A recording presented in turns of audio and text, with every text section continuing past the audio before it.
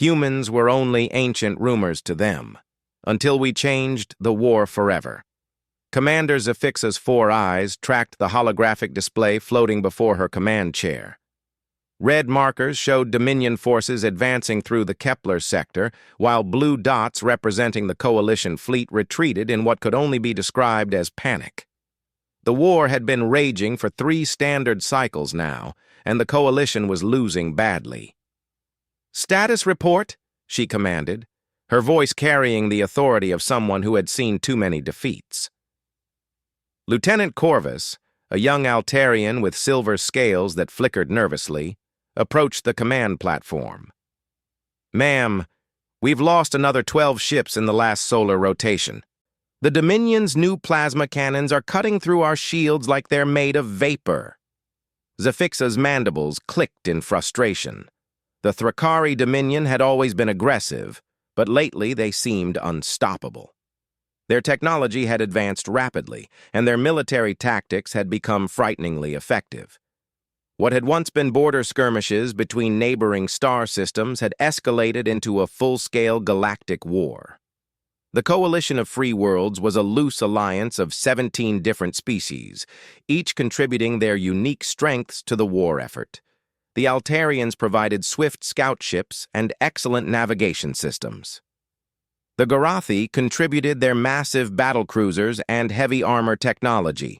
The telepathic Mindari served as communications specialists, instantly relaying orders across vast distances. Despite their combined efforts, they were being systematically destroyed. "Sir," called Navigation Officer Talara from her station, "long-range sensors are detecting another Dominion fleet approaching. 300 vessels, including at least 50 dreadnoughts." The bridge fell silent except for the steady hum of life support systems. 300 ships was larger than any single Coalition fleet. If those vessels reached the Kepler defense line, the Coalition's last major stronghold would fall within days. Admiral Vorak, the Coalition's supreme military commander, appeared as a flickering hologram beside Zafixa's chair. The elderly Garathi looked tired, his usually proud posture slightly slouched. "Commander, I need you to fall back to Rally Point 7. We're consolidating all remaining forces for a final stand." "Admiral, with respect, we can't keep retreating. At some point, we have to make our stand." "I know," Vorak's deep voice rumbled. "But we need time. Our scientists are working on something. Dr. Yanara believes she may have found a solution in the old archives." Zafixa's curiosity piqued. Dr. Yanara was the Coalition's leading xenoarchaeologist and historian.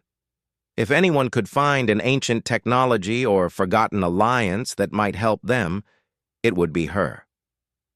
"What kind of solution, sir?" "Something from the deep archives. References to an old species that might still exist. I can't say more over open channels, but if her theory is correct, we might have one last hope." After the Admiral's transmission ended, Zafixa ordered her crew to begin the retreat to Rally Point 7. As her ship, the Starfire's Edge, turned away from the battle zone, she found herself thinking about the Coalition's desperate situation. They had tried everything: new weapon technologies, different battle formations, even attempting to negotiate with the Dominion leadership. Nothing worked.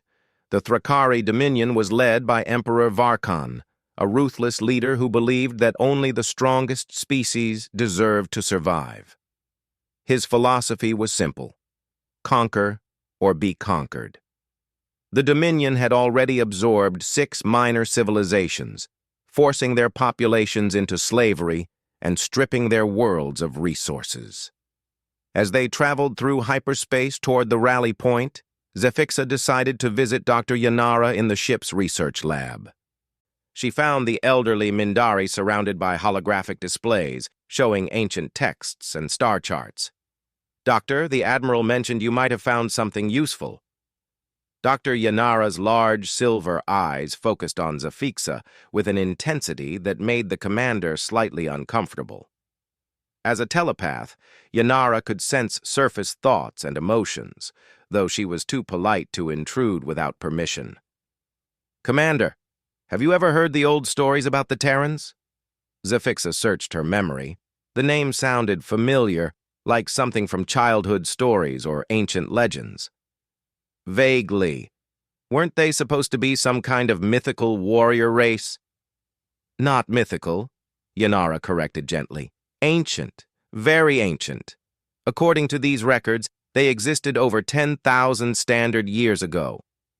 Most species consider them legends now, but I've found references in 17 different cultural archives. The doctor activated a new holographic display showing various ancient texts. Look at these descriptions. The Valtherians called them the Endless Warriors. The extinct Corvani referred to them as those who never yield. Every species that encountered them seemed both terrified and amazed. But, Doctor, even if they were real, 10,000 years is a long time. They're probably extinct by now." Dr. Yanara smiled mysteriously. "That's what everyone assumes.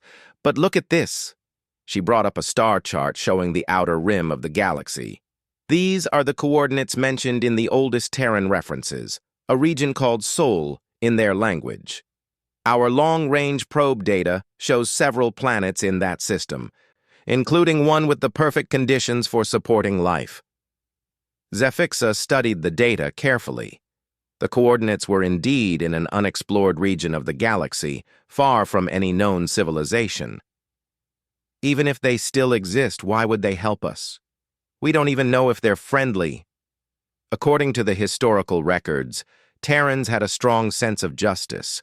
They reportedly fought against tyranny wherever they found it. If the stories are true, they would naturally oppose the Dominion's conquest. And if the stories are false? Dr. Yanara's expression grew serious. "Then we're probably going to lose this war anyway. Commander, I've calculated our current trajectory. At the rate we're losing ships and territory, the Coalition will cease to exist within 6 standard months. We need something extraordinary to turn this around." That evening, Zafixa stood in her private quarters, staring out at the swirling colors of hyperspace through her viewport. The retreat to Rally Point 7 would take another 2 days, giving her time to think about Dr. Yanara's proposal. The idea of seeking help from a species that might be nothing more than ancient legends seemed desperate. But then again, they were desperate. The Coalition had already tried conventional military solutions, advanced technology, and diplomatic negotiations. Nothing had worked against the Dominion's relentless advance. She activated her personal communicator and contacted Admiral Vorak directly. "Sir, I've reviewed Dr. Yanara's research. I volunteer to lead an expedition to the Sol system." There was a long pause before Vorak responded. "Commander, I was hoping you'd say that. But I have to warn you, if these Terrans don't exist or won't help us, you'll be traveling to the edge of the galaxy for nothing. We can't spare many ships for what might be a futile mission." "I understand, sir. How many vessels can you give me?" 3 ships maximum. Your command vessel, a science ship with Dr. Yanara's research team, and 1 escort. That's all I can spare with the Dominion pushing so hard." "That will be sufficient, Admiral." After ending the transmission, Zafixa began planning the mission. 3 ships to travel to an unknown system, searching for a species that might not exist, hoping they would be willing and able to help in a war they knew nothing about. When she thought about it that way, the plan sounded completely insane.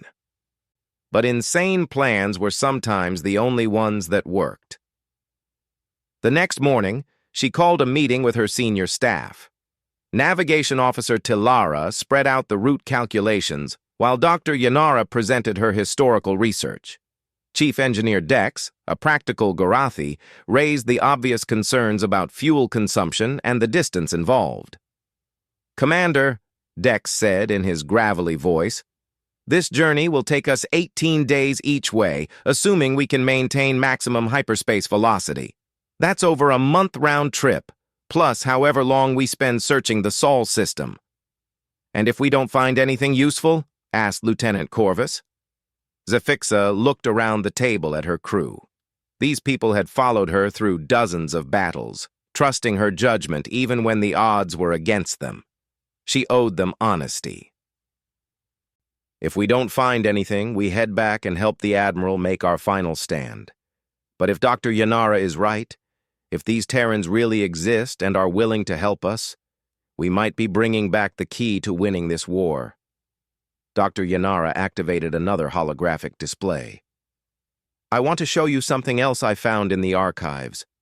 This is a recording from a Valtharian exploration ship, dated approximately 9,000 years ago. A fuzzy image appeared, showing what looked like a space battle. The quality was poor, but they could make out several different ship designs engaged in combat. According to the Valtharian records, they encountered a Terran patrol fleet while exploring what they thought was empty space. Watch what happens next. The display showed the Terran ships moving with impossible speed and precision.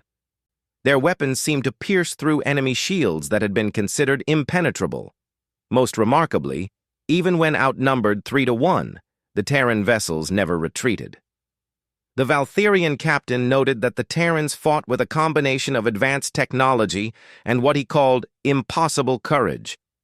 They seemed to view overwhelming odds as a challenge rather than a reason to surrender. Lieutenant Corvus whistled softly. If that's real, those ships look incredibly advanced. Their technology might be exactly what we need to fight the Dominion. Assuming they still exist, Chief Dex added pragmatically. Only one way to find out, Zafixa concluded. Prepare the ships. We leave in 6 hours. As the meeting disbanded and her crew rushed to make preparations, Zafixa remained in the briefing room studying the ancient star charts. The Sol system was marked as unexplored on every coalition map, a small yellow star surrounded by several planets in what appeared to be a stable configuration. If the legends were true, somewhere in that distant system lived the descendants of the most formidable warriors the galaxy had ever known. If the legends were false, she was about to waste precious time and resources on a fool's errand while her people fought and died. But something about Dr. Yanara's research felt right. The consistency of the stories across multiple species and time periods suggested these Terrans had been real. And if they were real, if they still existed, perhaps they really could change the course of this war. 6 hours later, 3 coalition ships' 18 days of hyperspace travel had given Commander Zafixa plenty of time to doubt her decision. Every day brought reports from the coalition fleet about new defeats, lost territories, and diminishing hope. The Dominion had broken through 2 more defense lines while she chased ancient legends across the galaxy. Commander, we're approaching the Sol system, Navigation Officer Talara announced from her station. Dropping out of hyperspace in 30 seconds. Zafixa straightened in her command chair. All stations, prepare for possible contact. We don't know what we'll find out there. The swirling colors of hyperspace faded, replaced by the stark blackness of space dotted with distant stars. Before them hung a medium-sized yellow star, and their sensors immediately detected multiple planetary bodies orbiting within its gravitational influence. Initial sensor sweep complete, reported Lieutenant Corvus. 9 planets detected, with several showing signs of artificial structures. Commander, you need to see this. The main display activated, showing detailed sensor readings from the 3rd planet in the system. The world was primarily blue and green, with white cloud formations swirling across its surface. But what caught everyone's attention were the clearly artificial structures, visible even from their current distance. Those are space stations, Chief Engineer Dex said with certainty. And look at the orbital traffic patterns. This system is heavily populated. Dr. Yanara moved to a secondary console, her silver eyes wide with excitement. Commander, I'm detecting energy signatures unlike anything in our databases. The technology readings are off our measurement scales. Before Zafixa could respond, the communications board erupted with activity. Lieutenant Corvus frantically worked his controls as multiple signals flooded their receivers. Commander, we're being scanned by at least 50 different sources. The scanning beams are incredibly sophisticated, learning everything about our ships in real time. Defensive posture, Zafixa ordered immediately. Raise shields and charge weapons, but do not fire unless fired upon. Sir, Corvus continued, his voice rising with concern. Something's happening. I'm detecting massive energy buildups throughout the system. Multiple vessels are powering up what appear to be weapon systems. The tactical display updated to show dozens of contacts suddenly appearing on their sensors. Ships that had been completely undetectable moments before now showed clearly, scattered throughout the inner system. Each vessel displayed energy readings that far exceeded anything the Coalition had ever encountered. Commander, Dr. Yanara called out urgently. I'm receiving a transmission. It's in an unknown language, but my translation matrix is working on it. Put it through. The bridge speakers crackled to life with a voice speaking in sharp, precise tones. After a few moments, Dr. Yanara's translation software began providing subtitles on the main display. Unknown vessels, you have entered restricted space. Identify yourselves immediately and state your intentions. You have 30 seconds to respond before defensive measures are initiated. Zafixa took a deep breath. This was the moment that would determine whether her desperate gamble would pay off. Open a channel. This is Commander Zafixa of the Coalition vessel Starfire's Edge. We come in peace, seeking contact with the species you call Terrans. We need your help. There was a long pause. Then the response came, translated in real time. Terrans? That is an old name, not used for thousands of years. We are humans. Why do you seek us? Our civilization is at war with an aggressive empire called the Thrakari Dominion. We found references to your people in ancient archives and hoped you might be willing to assist us. Another pause, longer this time. During the silence, Zafixa noticed more ships appearing on their sensors. Whatever cloaking technology these humans possessed was far beyond anything the Coalition had developed. You will follow the designated flight path to Luna Station. Any deviation will be considered hostile intent. Do not attempt to scan our vessels or installations during your approach.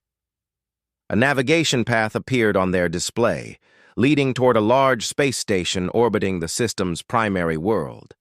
Talara immediately began adjusting their course to match the prescribed route. Commander, Chief Dex whispered, their technology is incredible. Those ships appeared out of nowhere, and the energy readings suggest weapons that could destroy our entire task force without difficulty.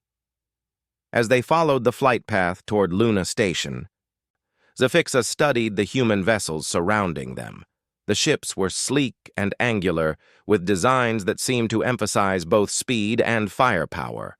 More importantly, they moved with a precision that suggested either advanced automation or incredibly skilled pilots. Dr. Yanara, are you picking up any additional information about these humans? Commander, their communications technology is using quantum encryption methods that shouldn't be possible with known physics. But I'm detecting something else. Population readings from the third planet suggest over 7 billion individuals. 7 billion. The entire coalition represented only about 12 billion people across 17 different worlds. If these humans were truly as advanced as their technology suggested, they represented a significant military force. Luna Station grew larger on their screens as they approached. The facility was enormous, easily the size of a small moon, with multiple docking bays and what appeared to be defensive installations positioned around its perimeter. Coalition vessels proceed to Docking Bay 7. A diplomatic team will meet you there. 20 minutes later, Commander Zafixa found herself walking through an airlock into Luna Station, accompanied by Dr. Yanara and Lieutenant Corvus. The artificial gravity felt slightly heavier than standard coalition settings, and the atmosphere had a different chemical signature, though their environmental suits automatically compensated. The docking bay was immaculate, with gleaming metal walls and advanced holographic displays providing information in the human language. But what struck Zafixa most was the efficiency. Every movement, every procedure, every system operated with perfect precision. They were met by 3 humans dressed in what appeared to be military uniforms. The leader was a tall individual with short dark hair and intense brown eyes. Despite being clearly organic, the human moved with the precision Zafixa had expected from a sophisticated android. "I am Admiral Sarah Chen of the United Earth Defense Force," the human said through a translation device. "I understand you're looking for assistance with a military conflict." "Admiral Chen, I am Commander Zafixa. Thank you for agreeing to meet with us." Admiral Chen gestured for them to follow her through a corridor lined with displays showing various star systems. "Commander, I must tell you that humanity has had limited contact with other species for several thousand years. We've chosen to remain isolated while we developed our civilization. Why should we involve ourselves in your war?" Dr. Yanara stepped forward. "Admiral, we've studied historical records about your people. According to our archives, humans have always opposed tyranny and injustice. The Thrakari Dominion has already enslaved 6 species and plans to conquer the entire galaxy." "Ancient records can be unreliable," Admiral Chen replied diplomatically. They entered a large conference room with a holographic display table in the center. Admiral Chen activated the system, and a 3-dimensional map of the galaxy appeared, showing the current territories controlled by the Coalition and the Dominion. "Show me the extent of this conflict," Chen requested. Zafixa manipulated the display to highlight recent battle sites, conquered territories, and projected Dominion expansion routes. As you can see, the Dominion controls approximately 40% of the inhabited galaxy and is expanding rapidly. At their current rate of conquest, they will control everything within 2 years. Admiral Chen studied the data carefully. "How many species have they completely destroyed?" 6 confirmed, Dr. Yanara answered. "The Zephyrians, Kalthani, Norvek, Yilari, Brescian, and Morvani. Entire civilizations eliminated or enslaved." For the first time, Chen's expression showed emotion. "Genocide on that scale cannot be tolerated." "Admiral," Zafixa said carefully, "our intelligence suggests the Dominion views any species they cannot control as a threat to be eliminated. If they continue expanding, they will eventually discover your system." Chen nodded slowly. "That analysis is correct. We've been monitoring their expansion patterns. Our projected timeline suggests first contact with Dominion forces within 18 months. Then you understand why we need to act now while the Coalition still exists to help." Admiral Chen stood and paced around the holographic display. "Commander, I need to be frank with you. Humanity has capabilities your Coalition has never encountered. Our military technology has advanced significantly during our isolation. But involving ourselves in galactic warfare would represent a fundamental change in our civilization's direction." "What kind of capabilities?" Lieutenant Corvus asked. Instead of answering directly, Chen activated a different display, showing what appeared to be a space battle. The recording showed human ships engaging unknown adversaries with weapons that seemed to bend the laws of physics. Energy beams that curved around obstacles, shields that absorbed entire explosions, and ships that moved faster than anything Zafixa had ever seen. This recording is from a recent engagement with automated probes from an unknown aggressive species. We eliminated the threat before it could report our location to its creators. The demonstration was both impressive and terrifying. The human vessels had destroyed enemies that looked more advanced than anything the Coalition possessed, and they had done so without apparent difficulty. "Admiral," Zafixa said, "with technology like that, you could turn the tide of our war. Perhaps, but that would require a formal alliance between humanity and your Coalition. Such a decision cannot be made by military officers alone." Chen led them to an observation deck overlooking the planet below. Through the transparent aluminum windows, they could see the blue and green world that humanity called home, with orbital installations and traffic patterns indicating a thriving civilization. Earth, Chen said simply, home to 7 billion humans who have lived in peace for over 3,000 years. Joining your war would put all of them at risk. Dr. Yanara approached the window. Admiral, your archives must contain records of what happens when peaceful civilizations ignore expanding empires. The Dominion will not stop their conquest because humanity wishes to remain neutral. You're correct, Doctor, which is why this decision is so difficult. Admiral Chen activated a communication device and spoke rapidly in the human language. After a brief conversation, she turned back to the coalition delegation. I've contacted our government leadership. They've agreed to hold an emergency session to discuss your request. However, I should warn you that many humans prefer our current isolation.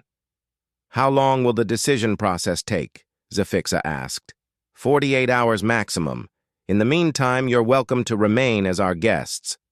I'll arrange quarters for you and provide access to our historical databases so you can better understand human culture. That evening, Zafixa stood in her assigned quarters aboard Luna Station, reviewing the cultural information Admiral Chen had provided. Human civilization was fascinating and contradictory. They had developed incredible technology while maintaining strong philosophical commitments to individual freedom and collective cooperation. More importantly, their military history showed a consistent pattern. Humans fought most effectively when defending others against aggression. Every major conflict in their recorded history had involved humans standing up to stronger enemies on behalf of the oppressed. Dr. Yanara visited her quarters around midnight, station time. Commander, I've been analyzing their technology displays. The humans aren't just advanced. They're operating on principles our scientists don't fully understand. Their weapons seem to manipulate fundamental forces in ways that should be impossible. How far ahead of us do you think they are? Technologically, maybe 500 years. But that's not what worries me. What does worry you? Dr. Yanara's silver eyes reflected concern. I've been reading their historical records. Humans have a reputation for tactical innovation that goes beyond mere technology. They think differently about warfare than any species I've studied. If they decide to help us, I believe they could change this war completely. But if they decide we're not worth saving, then we go back to the coalition and make our final stand, Zafixa finished. The next morning brought news from the coalition fleet that the Dominion had broken through another defense line. Admiral Vorak's holographic message was brief but grim. They had perhaps 2 weeks before the coalition's command structure would be forced to surrender or face complete annihilation. Admiral Chen found Zafixa in the station's Ob-Admiral. Chen's expression was unreadable as she sat across from Commander Zafixa in the station's diplomatic conference room. Dr. Yanara and Lieutenant Corvus flanked Zafixa, while 2 human officials accompanied Chen. The weight of the decision hung heavy in the air between them. The United Earth government has voted to provide military assistance to the Coalition of Free Worlds, Chen announced. Zafixa felt a surge of relief so intense she nearly collapsed. Admiral, thank you. This decision will save billions of lives. However, Chen continued, raising a hand, there are conditions. Humanity will not simply be another member of your coalition.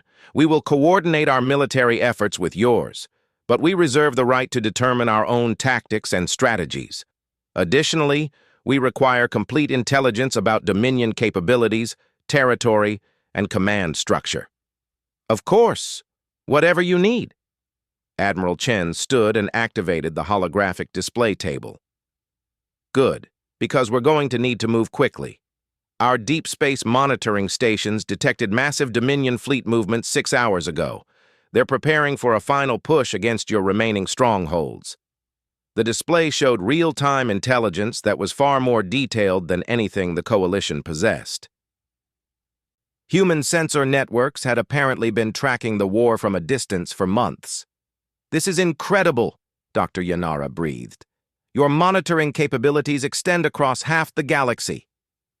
"Humanity has been preparing for the possibility of galactic warfare for 3,000 years, one of Chen's advisors explained. "We may have chosen isolation, but we never chose ignorance." Chen manipulated the display to show current fleet positions. "Commander, your Admiral Vorak has approximately 72 hours before the Dominion launches their final offensive. That gives us very little time to implement our strategy." "What strategy?" Zafixa asked. Instead of answering immediately, Chen led them to a different section of the station. Through reinforced windows, they could see dozens of human vessels in various docking bays, undergoing what appeared to be final preparations for departure. "The Dominion expects to fight the same coalition forces they've been defeating for the past 3 years, Chen explained. "They have no idea humanity exists, which gives us a significant tactical advantage. We're going to use that advantage to maximum effect." "How many ships are you committing to the war effort?" Chen smiled for the first time since their meeting. "Commander, every human military vessel in our fleet, 800 ships of various classes, from scout vessels to dreadnought carriers. 800 ships was more than the Coalition's entire remaining fleet. But Zafixa had learned enough about human technology to know that raw numbers didn't tell the complete story. "Admiral, I need to ask directly. Can your forces really defeat the Dominion?" "Commander, the Dominion has been fighting enemies who think and fight in predictable patterns. Every species in your coalition follows similar tactical doctrines, uses compatible technology, and operates under the assumption that space warfare requires large fleets engaging in direct confrontation." Chen activated a tactical display showing human ship designs. "Human military doctrine evolved differently. We've spent centuries perfecting asymmetric warfare, stealth technology, and rapid deployment tactics. The Dominion has never faced an enemy that fights the way we do."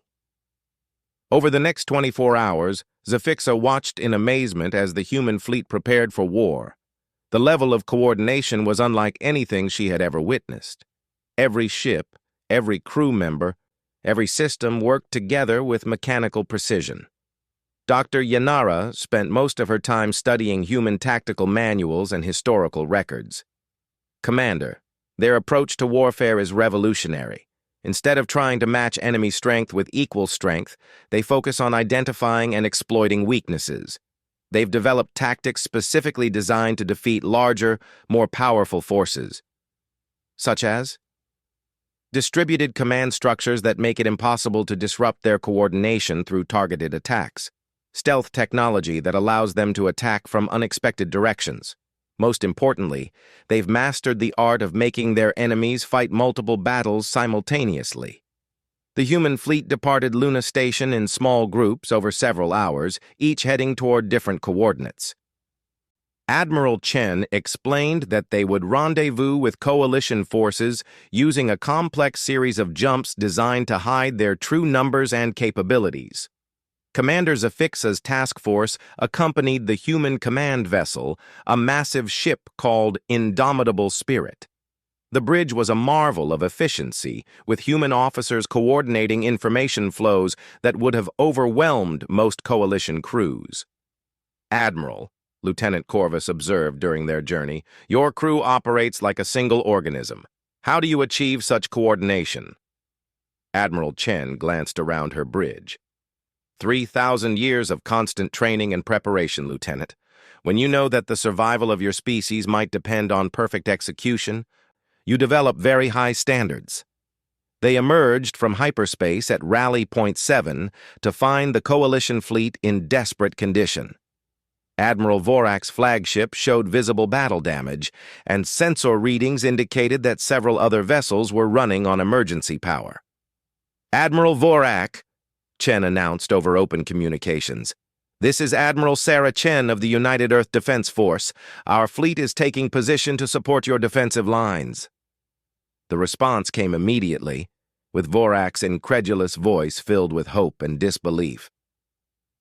"Admiral Chen, are you saying the Terrans actually exist? And you're here to help us?" "We prefer to be called humans now, Admiral. And yes, we're here to help. But we need to move quickly. Our intelligence indicates the Dominion will attack within 36 hours. What followed was the most intensive strategic planning session Zafixa had ever witnessed. Human tactical officers worked alongside coalition commanders, sharing intelligence and coordinating battle plans. The humans' approach was methodical and precise, accounting for variables that coalition planners had never considered. "The key," Admiral Chen explained to the assembled commanders, "is not to fight the battle the Dominion expects. They're prepared for a conventional engagement where superior firepower wins. Instead, we're going to fragment their forces and attack their command structure." The plan was complex but elegant. Human stealth vessels would infiltrate Dominion formations and identify command ships.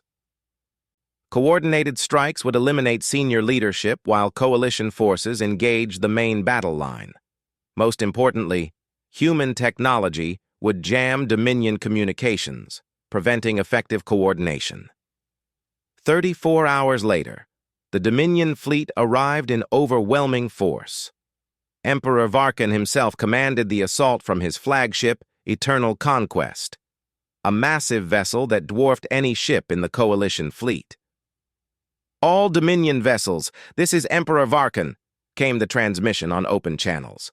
"Coalition forces, you have fought bravely but futilely. Surrender now, and your species will be granted the honor of serving the Dominion. Resist and face complete annihilation." Admiral Vorak responded with dignity. "Emperor Varkan, the coalition of free worlds will never surrender to tyranny.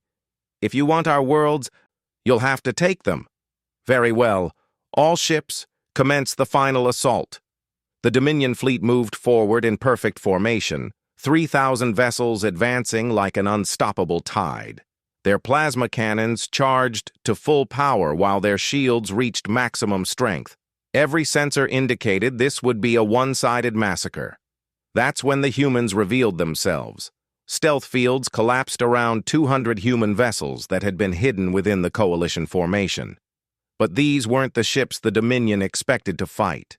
Human vessels moved with impossible speed, their weapons systems charging faster than physics should have allowed. "What are those ships?" Emperor Varkan demanded over communications channels that human technology had already infiltrated.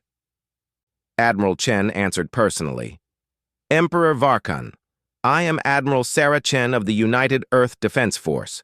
You are hereby ordered to cease all aggressive actions and withdraw from coalition space immediately." "Impossible! There are no other species with technology capable of challenging the Dominion." "You're about to learn otherwise. Last chance, Emperor. Withdraw your forces." Instead of responding, Varkan ordered his ships to target the human vessels. It was the last mistake he would ever make as a free being. Human weapons systems activated with devastating effect. Energy beams that curved through space around friendly forces while striking enemy targets with pinpoint accuracy. Missiles that split into multiple warheads, each capable of penetrating Dominion shields. Most terrifying of all, some human ships seemed to simply appear behind enemy formations, having used technology that made them effectively teleport short distances. But the real shock came when human electronic warfare systems activated. Dominion communications went dead. Navigation systems failed. Even basic ship functions became unreliable as human virus programs infected every networked system they could reach. "Impossible!" Varkan's transmission crackled through failing systems. "No species possesses such technology." Admiral Chen's response was calm and professional. "Emperor, you're fighting a species that has spent 3,000 years preparing for exactly this kind of war. Surrender now, or watch your entire fleet be destroyed." The battle lasted 4 hours, but the outcome was clear within the first 30 minutes.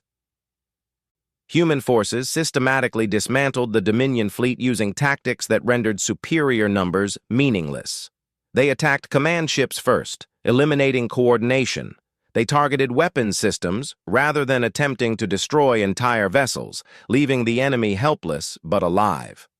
Most importantly, they demonstrated capabilities that made continued resistance pointless. Emperor Varkon's flagship was the last vessel to surrender, its weapons disabled and life support systems failing. When human boarding parties took control of the bridge, they found the Emperor in a state of shock. "This is impossible," he kept repeating. "The Dominion is the most advanced military force in the galaxy. We cannot be defeated by species we've never encountered." Admiral Chen arrived on the bridge of the Eternal Conquest, wearing powered armor that made her look like something from ancient warrior legends. "Emperor Varkon, your dominion is finished.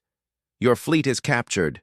Your military leadership is under arrest, and your worlds will be liberated. You cannot destroy an empire that spans dozens of star systems." "We're not going to destroy it," Chen replied calmly. "We're going to reform it. Every species your dominion enslaved will be freed. Every world you conquered will be given the choice of independence or coalition membership. As for you and your leadership, you'll stand trial for crimes against galactic civilization." In the aftermath of the battle, Commander Zafixa found herself aboard the Indomitable Spirit, watching human crews coordinate the occupation of captured Dominion vessels. The efficiency was remarkable. Every enemy ship was secured, every prisoner processed, every piece of intelligence cataloged and analyzed. "Commander," Admiral Chen said, joining her at the observation deck, "your coalition showed remarkable courage in the face of overwhelming odds. Humanity is honored to have fought alongside you. Admiral, without your intervention, our civilizations would have been destroyed within days. How can we ever repay this debt?" Chen smiled. "By building a better galaxy. The war is over, but the real work is just beginning. 17 species in your coalition, plus humanity, plus all the worlds the Dominion enslaved. We have an opportunity to create something unprecedented, a truly galactic civilization based on cooperation rather than conquest." Dr. Yanara approached them with a datapad in her hands. "Admiral, I've been analyzing the battle recordings. Human technology appears to be based on principles that are centuries ahead of anything we understood to be possible. How did your species advance so quickly? 3,000 years of focused development, Doctor. When your entire civilization is dedicated to protecting itself from existential threats, you tend to innovate rapidly. But more importantly, humans have always believed that the strongest species has a responsibility to protect those who cannot protect themselves." Zafixa looked out at the captured Dominion fleet, with human vessels maintaining security around hundreds of surrendered ships. "Admiral, what happens now?" "Now, Commander, we make sure something like the Dominion never rises again. Human technology will be shared with coalition species, but gradually and responsibly. We'll help establish defensive agreements between all the liberated worlds. Most importantly, we'll teach every species in this galaxy that cooperation is stronger than conquest."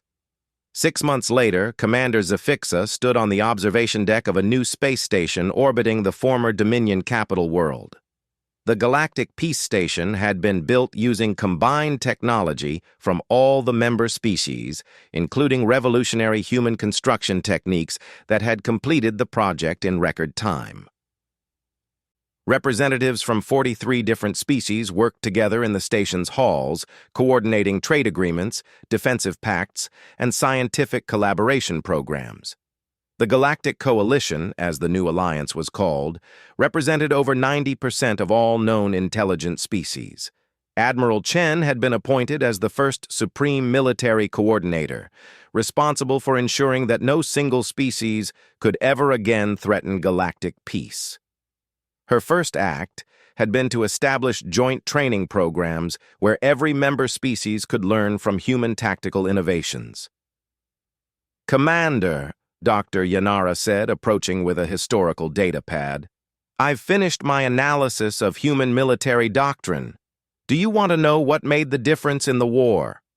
"Please."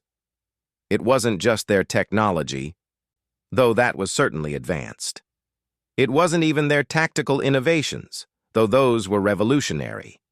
What made humans different was their fundamental approach to warfare itself. How so? Dr. Yenera activated a holographic display showing comparative battle analyses. Every other species in the galaxy, including the Dominion, views warfare as a contest between opposing forces. Victory goes to whoever has superior numbers, better technology, or stronger positions. Humans view warfare as a problem to be solved. I'm not sure I understand the difference. Think about how they fought the final battle. Instead of trying to match the Dominion's superior firepower, they identified the enemy's critical vulnerabilities and systematically exploited them. They didn't fight harder, they fought smarter. Zafixa nodded slowly. And that's why they were able to turn the tide of the war. Exactly. But more than that, Commander. Look at what they've done since the victory.